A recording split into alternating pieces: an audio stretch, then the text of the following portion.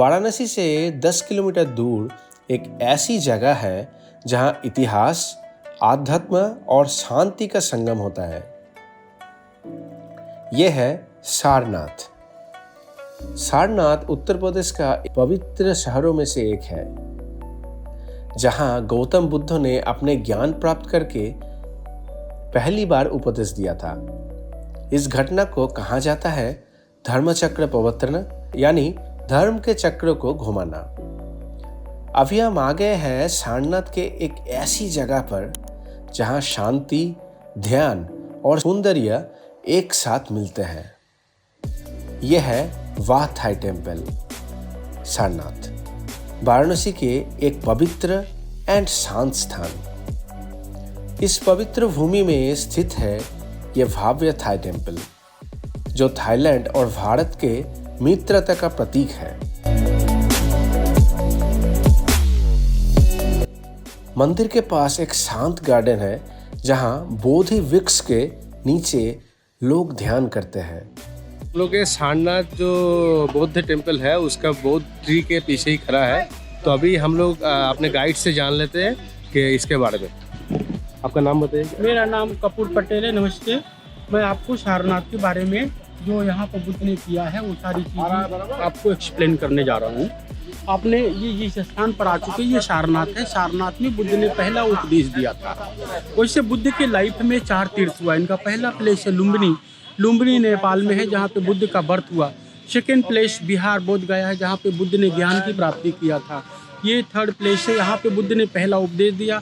Fourth और last place Kushinagar, जिधर बुद्ध का डेथ हुआ, गोरखपुर के पास में कुशीनगर है। और ये आपके सामने जो पीपल का पेड़ देखते हैं, इस पीपल के पेड़ का ओरिजिनल ब्रांच है बिहार में बोध गया, जिसके नीचे बुद्ध ने बैठ के तपस्या किया था। वो पीपल का ही पेड़ था। उस पेड़ की डाली काट के अशोक राजा का बेटा और बेटी संघमित्रा महेंद्र श्रीलंका में वो पेड़ को लगाया। और श्रीलंका से काट के ये जो कैंपस है थाई वालों के अंदर में है, ये थाईलैंड वालों ने इस पेड़ को लगाया इधर में 1931 में, क्योंकि जो कैंपस है पूरा थाई वाले लोग ही इसको मैनेज करते हैं। और बुद्ध ने जिस तरह से ज्ञान की प्राप्ति की, तो उनकी मूर्ति बनी, जो पीछे वाला मूर्ति है वो पोज में ज्ञान हुआ था बुद्ध को, मेडिटेशन पोज है। आगे बीच वाला अभय मुद्रा।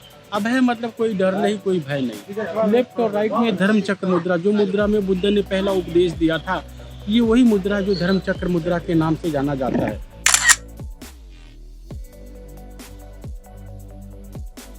इसका जो पोज आप देख रहे हैं, बुद्ध का जो राइट फिंगर है जमीन से टच हो रहा है।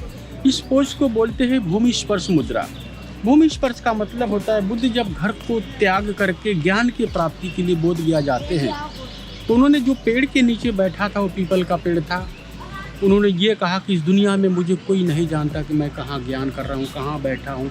तो उन्होंने पहले धरती माता को साक्षी माना, विटनेस, मत किसी आपके सामने आपके जगह से ज्ञान की प्राप्ति करने जा रहा हूँ, इसलिए ज़मीन को टच किया राइट फिंगर से। जो ज्ञान का पोज होता है ये होता है, मैंने आपको बताया था पीछे वाला ज्ञान वाला पोज।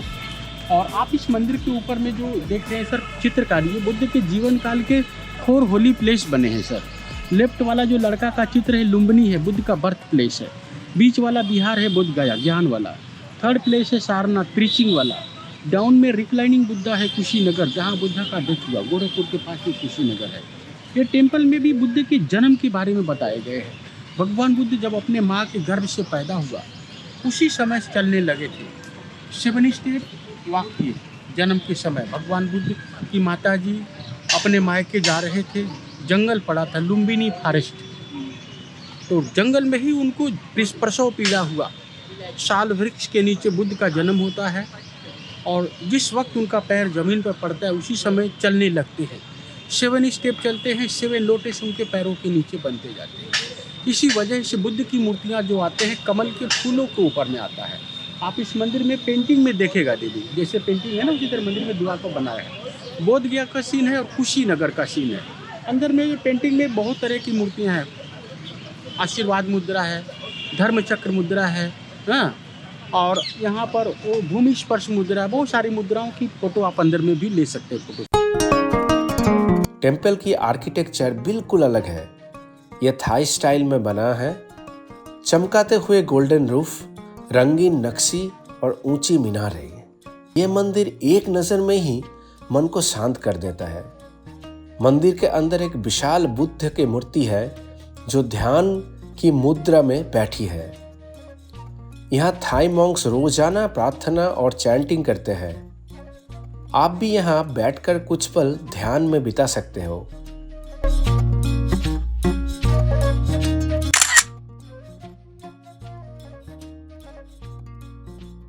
जो लाफिंग बुद्धा ये चाइना वालों ने निकाला है, ये कोई बुद्ध से कोई रिलेटिव नहीं है।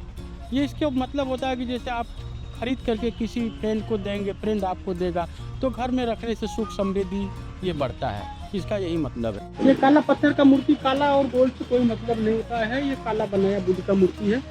और ये भी मूर्ति का जो पोज है वही अंगुली देख रहे जमीन से टच है, जो मैंने बताया वही मतलब इसका भी। हम ये जो बड़ी मूर्ति देखते हैं, ये मूर्ति कहीं से लाया नहीं गया है। इस मूर्ति को बनाने में 10 इयर्स टाइम लग गया। पूरी ज्वाइंट है। 550 पीस में ये स्टेचू को कंप्लीट किया गया है। जो स्टेचू बनाने वाले लोग हैं हमारे यहाँ के इंडियन कारीगर, बुद्धिस्ट कारीगर। यहाँ पे गांव है ना, बहुजन हिता है विलेज। 20,000 बुद्धिस्ट लोग रहते हैं पीछे गांव में, 4 किलोमीटर के एरिया में। जो हमारे यहाँ के SC ST वाले जो कन्वर्ट हो गए, इनके पास आज भी कोई नौकरी जॉब नहीं है। दलाई लामा का नाम जानते हो? दलाई लामा ने उन गरीबों को 20,000 कारखाने यहाँ पे लगा रखे हैं। वो बनारस साड़ी नहीं होती, सिल्क की साड़ी, बनारसी सूटें सब बनाते इधर में। जो इधर में 1200-1500 का मिलता है, मार्केट में 5,000-6,000 का मिलता है।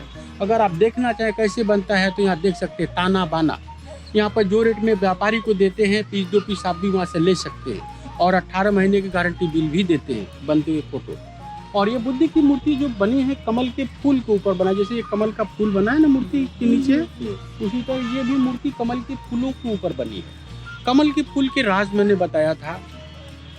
बुद्ध जन्म के समय ही चलने लगे थे। 7 स्टेप पे 7 लोटस पेंटिंग में देखा ना अंदर। और ये मूर्ति की जो हाइट है 80 फीट 9 इंच है। इस मूर्ति को 80 फीट 9 इंच से भी हाइट ज़्यादा बना सकते थे, लेकिन इसका कारण है 80 फीट 9 इंच बनाने का। बुद्ध की पूरी आयु एज 80 साल थी। जो 9 इंच है उसका मतलब जानते हैं, माँ का गर्भ है 9 महीना, इसीलिए 80 फीट 9 इंच बनाया है। तो हम लोग आइए करीब से देखते हैं इसको।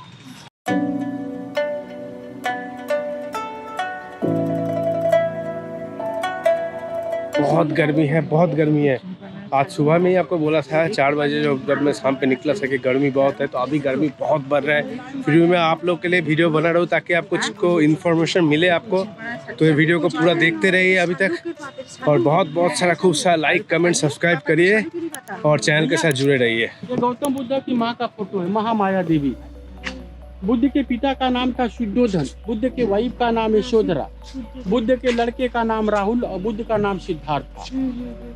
सिद्धार्थ जो गौतम बाद में रखा गया ना, ये बुद्ध जब जन्म लिए तो जिस वक्त जन्म लिए 7 दिन के बाद इनके माता जी का डेथ हो जाता है, यानी इनका महामाया का। इनका जो लालन पालन होता है इनकी मौसी करती, प्रजापति गौतमी। तो हाँ, सिद्धार्थ के बाद गौतम का नाम जोड़ा गया। ये देखिए पूरी ज्वाइंट है दादा, 10 इयर्स में कंप्लीट हुआ है। पूरी जोड़ है मूर्ति में। और यहाँ पे बुद्ध के 4 तीर्थ भी बने। सामने सारनाथ का फिगर है, ये जो मूर्ति देख रहे हैं सारनाथ है। राइट में बोध गया का है, लेफ्ट में एक स्लीपिंग स्टैचू है कुशीनगर, जैसे मैंने पेंटिंग बताया था उसी तरह यहाँ भी है।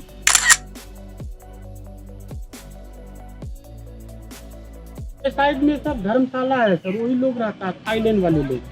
जो खाली उन्हीं को मिलता है, क्योंकि वही लोग आते हैं, चैरिटी देते हैं, दान देते हैं, इसीलिए यहाँ पर कोई टिकट पैसा का जरूरत नहीं है। देखा ना कोई दान देते, तो वहाँ पर स्कूल वगैरह भी चलते, गरीब बच्चे सब पढ़ते हैं।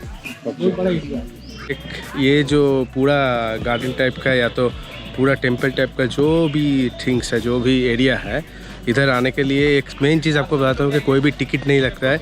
टिकट का जो भी प्राइस होता है या तो जो भी खर्चा लगता है वो थाईलैंड का जो बुद्ध श्लोक है वो डोनेट करते हैं, इसलिए जो कोई भी किसी में आने में टिकट नहीं लगता है। ये अशोक चक्र दादा है, 24 स्पोक होते हैं। अशोक स्तंभ में 4 लाइन्स जो होते हैं ये 4 दिशाओं के होते हैं। सबसे बड़े राजा का प्रतीक माना जाता है। मंदिर के हर कोना एक अलग ही एनर्जी देता है। ऐसा लगता है जैसे समय ठहर गया हो। ये मंदिर न सिर्फ एक धार्मिक स्थल है बल्कि एक कल्चरल एक्सपीरियंस भी है। आप यहाँ फोटोग्राफी कर सकते हैं और भारतीय संस्कृति का संगम देख सकते हैं। तो जब भी आप वाराणसी आइए, सारनाथ का ये अनोखा थाई टेम्पल मिस मत करिएगा। एक बार आएंगे तो यहाँ की शांति हमेशा आपके साथ रहेगी।